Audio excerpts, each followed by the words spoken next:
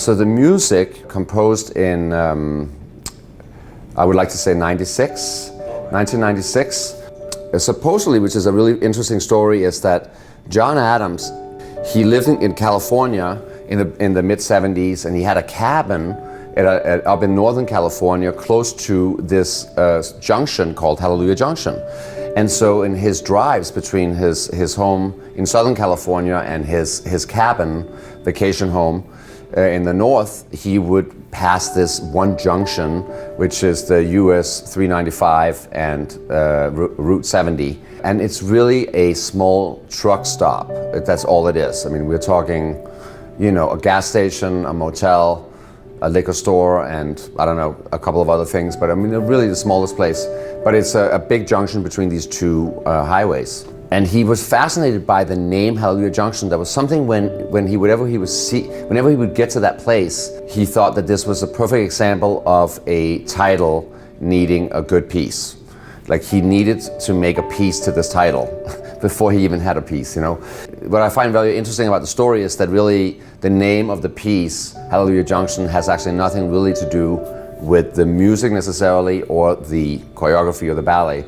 My father, Peter Martins, who choreographed the ballet, took the title from the composer John Adams, which is something that basically is kind of like the norm from, you know, back in looking at New York City Ballet. Balanchine used a lot of titles from composers, and my father also did.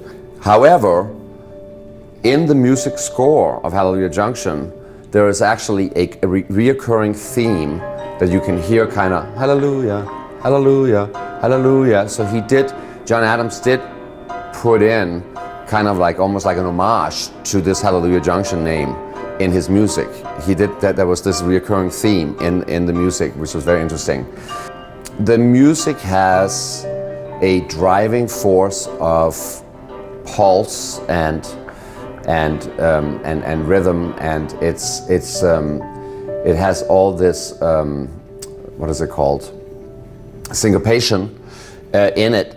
And it has shifts in meter and pulse, which makes this one of the most challenging things, not just for dancers to dance, but also for the stager, the répétiteur, my job, to stage this ballet and for the dancers to learn it, is that we're not just talking about counts.